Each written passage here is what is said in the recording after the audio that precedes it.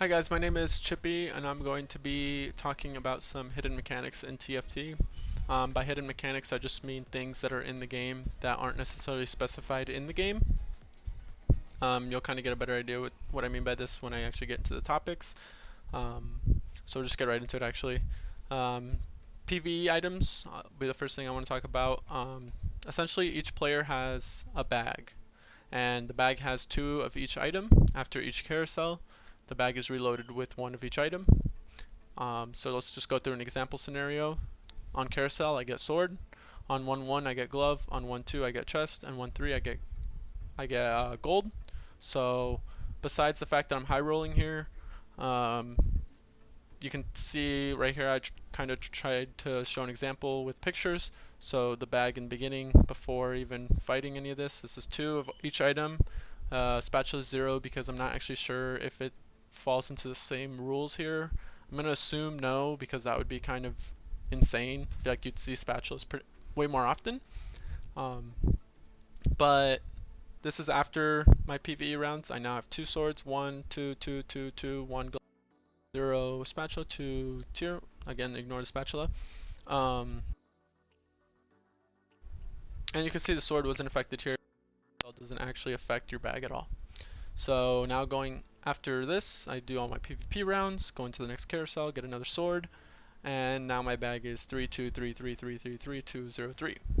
This is because each item got +1 after the carousel.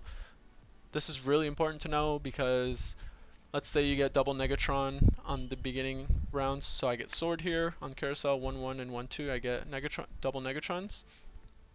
Well, now I know that on the next carousel I don't want to grab a Negatron because probably don't need any more than 2. And even if I'm going for something like QSS, i.e. Last Whisper, I still will most likely get a Negatron. Want to grab the Negatron later on because I still have a chance of getting it through all these rounds. And if I end up with 4 or 5, it's pretty much doomed. And even early game, you don't really want to grab Negatron that much anyway. Obviously, it depends on what you're doing, but it's just nice to know this information so you can play around the items that you get, and it adds a little bit more strategy. Items you're grabbing on carousel and what items you're getting from your PvE rounds. It's not 100% RNG. There is some, you can kind of play ish. Let's just get into the next thing. Carousel odds. Carousels can be themed. By this I mean that the carousel will have particular item components on it depending on what percentage you hit here. So for an example, the first carousel, the opening is 1 of everything. That's pretty standard. Offensive, defensive components is pretty common too. You'll see that here and there, where it's all offensive or all defensive, meaning sword, bow, and rod, and then defensive being belt, chest, and Negatron, and then tier glove is on their own category. All spatulas, there's actually a chance on the first carousel. I'm not going to go through all these because it's a lot of information. You can just pause it and kind of read through them if you want. But the important things that I wanted to point out is there actually is a chance of being all force of nature on the first round, which I didn't know about until I looked this up. And then 5th carousel, the information I could find could only go to 5th carousel, so I'm assuming that if you somehow get past 5th, it's just going to be continuing on of this.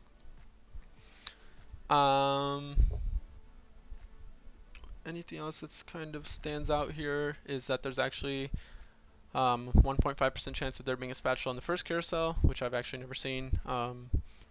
So if you kind of want to take advantage of that, I guess, but there's 20, 20, 20 on second, third, and fourth. So if really you're looking for a spatula, it's going to be on one of these 3 carousels that you want to grab it on. Yeah, I'm just going to the next thing. Shop functionality. This is super important, especially in the meta right now where people are hard rerolling on 4-1. So most people should know this by now, but there's a certain amount of champions in the game. When you're rerolling, you want to scout first because of this.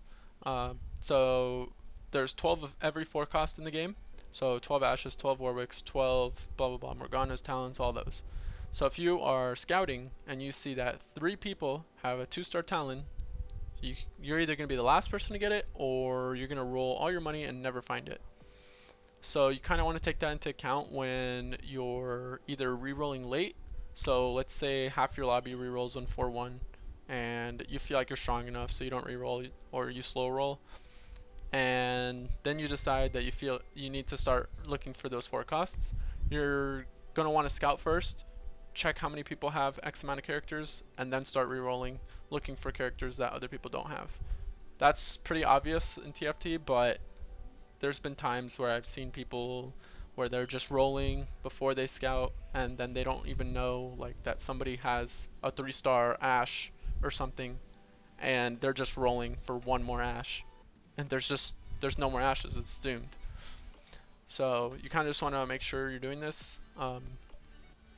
Another thing about this being useful is that you want to sell as you roll. So, or buy when you're rolling and then sell as you're rolling. So the way I like to re-roll is I'm re-rolling, I buy all 3 and 4 costs, and then on that shop, and then I re-roll. And then I buy all 3 and 4 costs again, re-roll. Buy all 3 and 4 costs again, re-roll. At this point my bench is probably full. I start selling the characters I don't need and re-rolling until I find 2 stars. The reason why this is better is it keeps you flexible, and it makes it so you're not hard rolling for one character. You're just kind of going to play whatever you find ish. And it limits the pool while you're rolling. So if you are rolling for a specific character, you're going to limit the pool, making the chances higher of finding that one character. And it just going to help a lot, especially when you're hitting those 5 costs. You want to buy all of them that you see. Reroll, sell, reroll, sell, reroll. Especially if you're just rolling all your gold, you're just going to buy, sell, buy, sell, buy, sell, buy, sell. I think that's everything on this. Yeah, if you just scout and don't roll for something that's not available, you won't lose. PvP. So this is kind of like understanding who you're going to be fighting is what I mean by this. So obviously the game would be very, very simple if you knew exactly who you're going to fight, because you could position for them, and that would also make the game pretty hectic. So you would just be positioning like crazy, and 2 players that are fighting each other. It's like the last 1v1 where you're kind of looking at each other's board and moving it and then trying to trick each other. Now that, but the whole game, that wouldn't really work. So the way the system works, and just to point out the source real quick, I saw a video that Mortdog posted on his YouTube where there's a Chinese player who goes through and actually records all his data from a bunch of his games, and then he did all the math and stuff and figured it out. Also, Ego Illusions on Reddit, he posted about it and actually created this app, which I will go through to show you guys an example of something you can use to help you learn this system. And that way you can do it either without the app, or you can even just keep using the app, so then that way you can keep practicing. So I will show you guys the app at the end, but just going on a rundown of how it works. If there's 8 players, the last 4 people that you played, you will not fight again. So in the picture here, there's 8 people live. I have fought, well, assuming I'm number 8, I'm Chippy, and then I've fought Chippy 2, 3, 8, and 4. The chances are now I can only fight 7, 6, and 5. So I know I can scout these 3 people out, and if I can position for them, for all 3 of them, which is pretty unlikely, positioning for 2 out of 3 is pretty likely, then you have a higher chance of winning your rounds based on just purely positioning. And I 100% have won rounds purely on positioning. They could have something that's way better than what my board is, but my positioning is strictly better and I just win. So yeah, I'll go into how that app works here in a second. Okay guys, so here's the app. It's on tfthighrollers.com. That's high rollers with an S. So the way that app works is this is going to be how it opens up. You're going to click each square and you're going to put names based on your minimap. You're going to do it based on your minimap because if you do it based on sidebar, as people take damage, you'll get confused and the minimap never changes. So I'm just going to add a bunch of me's in here so you guys can kind of see how it works real quick. Okay, so say this is your game now. You click start game, everyone's green because I haven't fought anybody. This is me, let's say, so I'm going to click myself out. And then let's go, I fight him, and I fight him. Now the next person I click, it's going to unclick the first person I fought. In this case it's going to be me, but it doesn't that doesn't count because it's me. So you probably want to eliminate someone immediately. The best way to do that, you just click eliminate, and then you click on the character that you want to eliminate. So this is now all the people I can fight. So we're going to do the same thing. The 3 people I fought, or the 4 people I've fought now. If I click 5, it's going to highlight 3. So now 3 is one of my options. 3, 6, and 7 are the only people I can fight. Now if I fight 7, 1 is an option. If I fight 3, 2, 6, 4, so on, so on. So you can use this app to kind of learn how the system works. And it's going to go down as you go down. So you're going to click eliminate. Now this person dies, this person dies, this person dies. Okay, so now we're here. I fought him.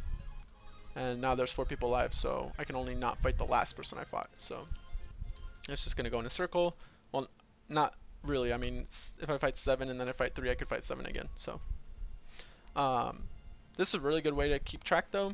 So this is a good resource to use just to learn the system, but you obviously don't want to rely on this because you want to be able to do it on your own. But props to Ego Illusions for making this, because this is actually super useful on just learning how the system works in general.